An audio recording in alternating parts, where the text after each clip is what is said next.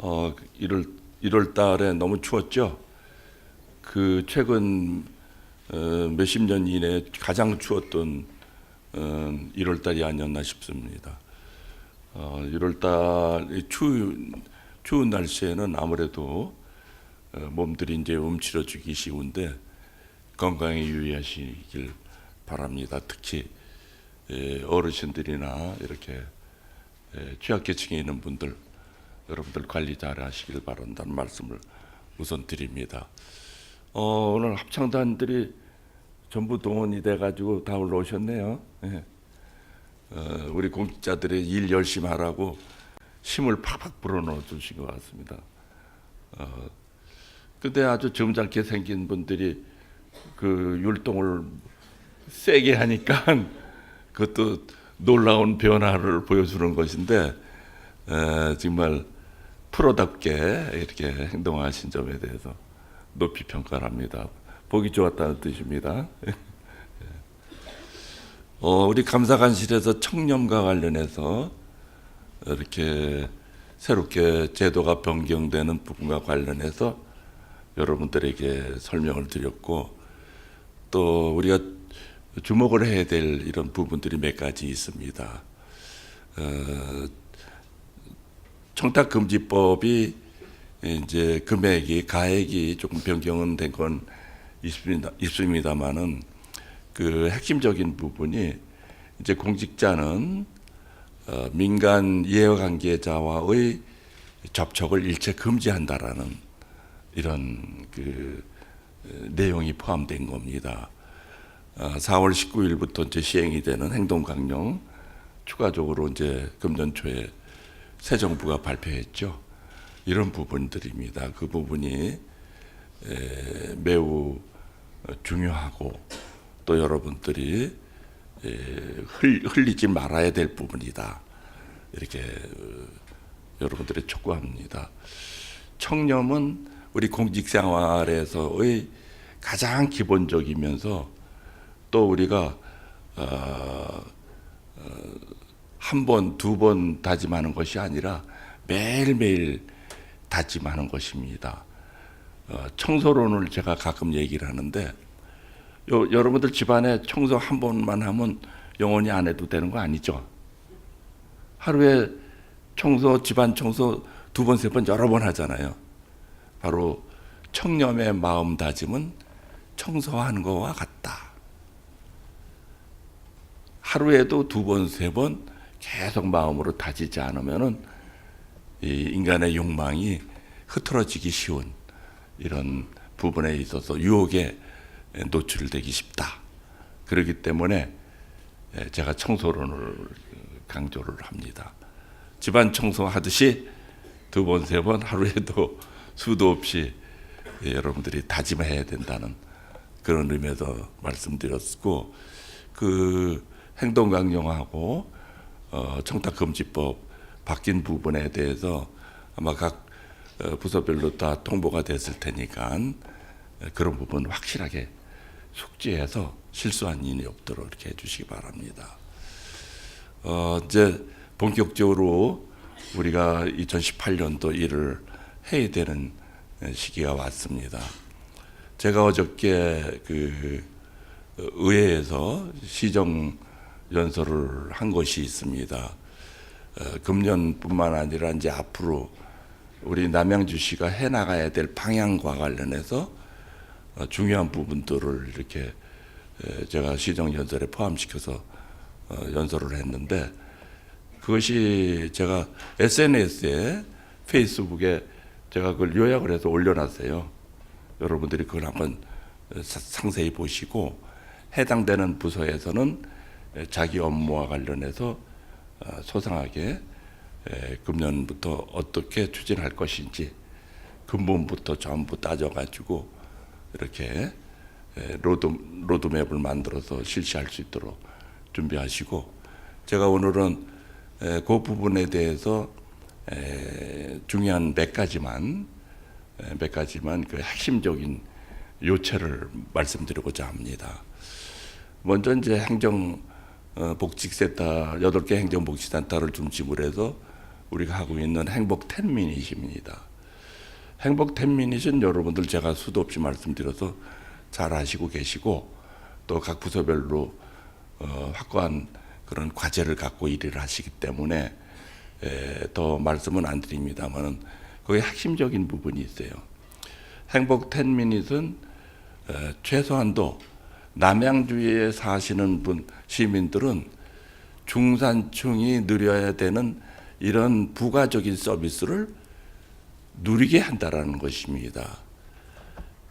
잘 살고 못 살고 하는 이런 계층에 관계없이 또 연령대와 관계없이 남양주 시민이라면은 내가 사는 곳에서 10분 내에 이러한 부가 서비스를 받을 수 있는 체육, 문화, 학습 그리고 또 아이들 키우는 부분에 있어서 어르신들을 공경하는 데 있어서 또 최소한도의 우리 건강 유지를 하기 위한 이런 행위들 이런 것들이 자기 돈을 소득에 관계없이 최소한의 경비로 그것을 이용할 수 있도록 해준다는 것이 그 핵심 뜻이다라는 것이죠. 핵심 철학이라는 얘기예요.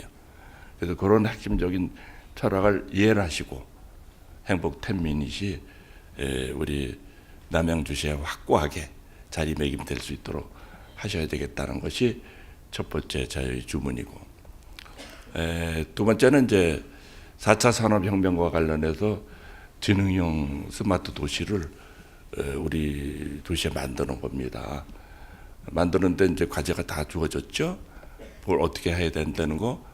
근데 이제 그 시대가 조금씩 매년 바뀌면서 이런 4차 혁명과 같은 이런 내용들이 많이 업그레이드되고 또 새로운 것들이 나옵니다. 우리 행정에 도입해 하는 것은 모든 시민들이 이용하는 시설 그리고 도시가 형성되는데 필요한 이런 시설들 이런 것들을 전부 통합 관리하는 시스템을 만들어야 되는데 그 통합 관리하는 시스템이 지금부터 그 플랫폼 8개의 플랫폼 기능을 간직하면서 그걸 잘 만들어야 돼요.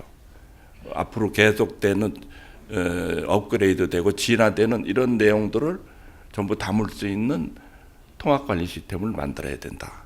그것이 아주 기본이다라고 이제 강조 말씀드립니다. 세 번째로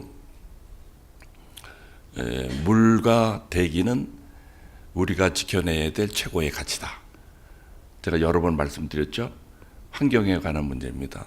그 중에서 물, 깨끗한 물, 하천물 그리고 먹는 물 공급하는 거, 또 하수 처리 물 깨끗하게 처리하는 거, 이 물 관리는 우리가 어떤 가치보다 최우선해서 관리를 해야 된다.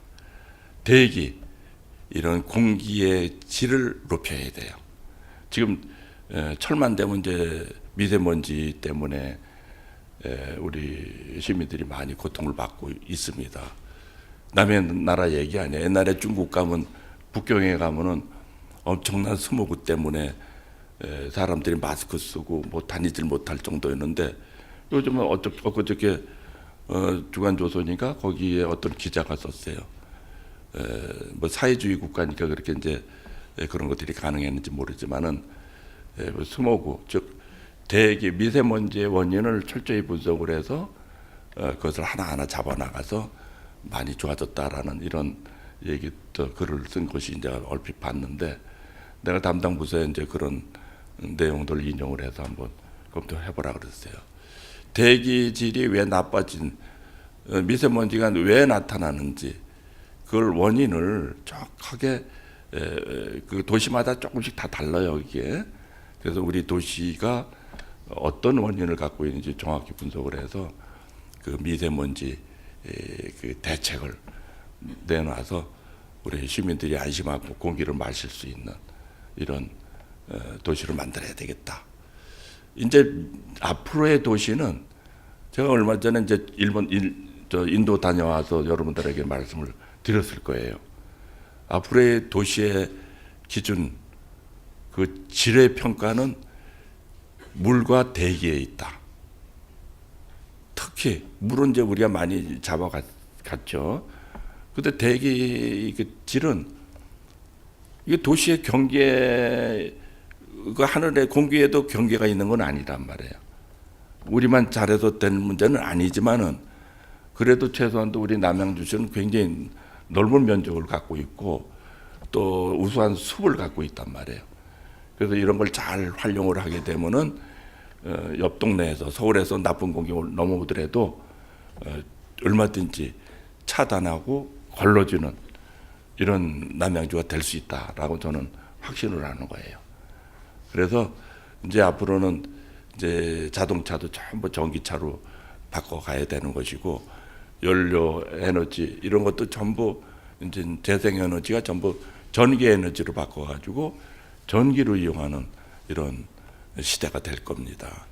4차 산업혁명 시대 인공지능 갖고 전부 움직여지는 거 아니에요? 인공지능은 에너지 뭐니? 에너지원이 뭐예요? 전기란 말이죠. 그래서 전기가 가장 전기 생산이 중요한데 전기 생산은 한전에서 우리는 의존을 지금 많이 해요.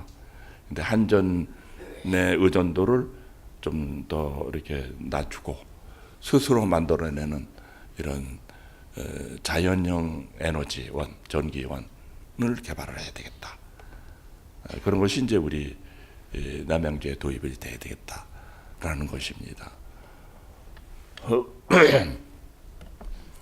마지막으로 이제 안전에 관한 문제입니다. 안전에.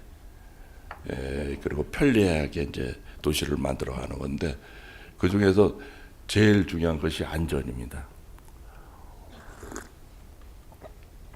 그래서 이제 우리 남양주의 슬로건도 명품 도시 남양주 더 편리하고 안전하게라는 슬로건을 제가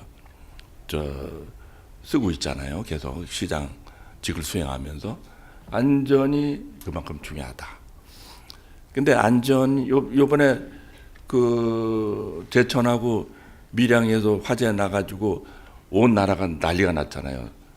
대규모 사상자가 생겼고 아니 사고 한번 나면은 한두 명 부상자 나고 뭐 이런 거는 뭐 통상적인 우리 이걸로 보지만은 이게 대규모 몇십 명씩 사상자가 나온다는 것은 이거는 아주 저개발 국가도 아니고 G20 국가에 들어가 있고 선진국 반열에 올라와 있는 대한민국이 이건 너무나 창피한 노릇입니다. 이게 그 마인드가 바뀌어야 돼요.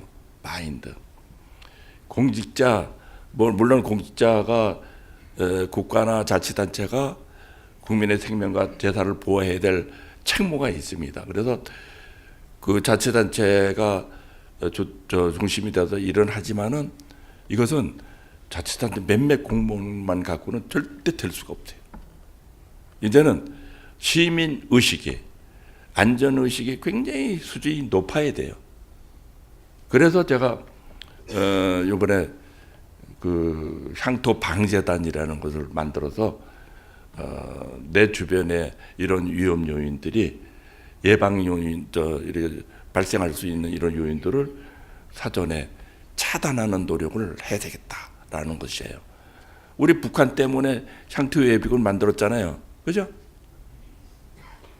표정들이 별로 반응이 없어. 그래도 그 다음에 무슨 얘기가 나오나 그거 듣는다고 그랬나?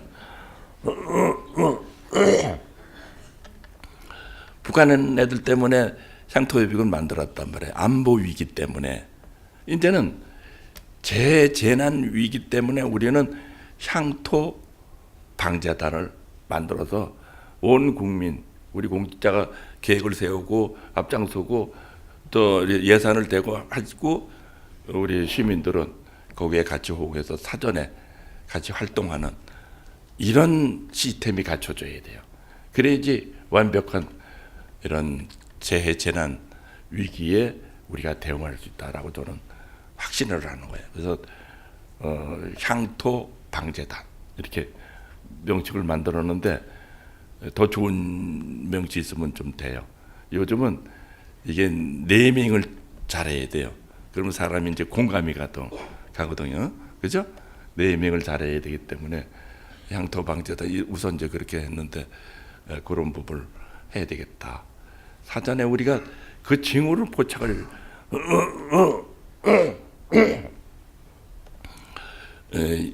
그 감이라는 게 있어요. 저는 이제 오랜 동안 행정을 하고 또 이걸 하다 보니까 이 감이 와요. 감.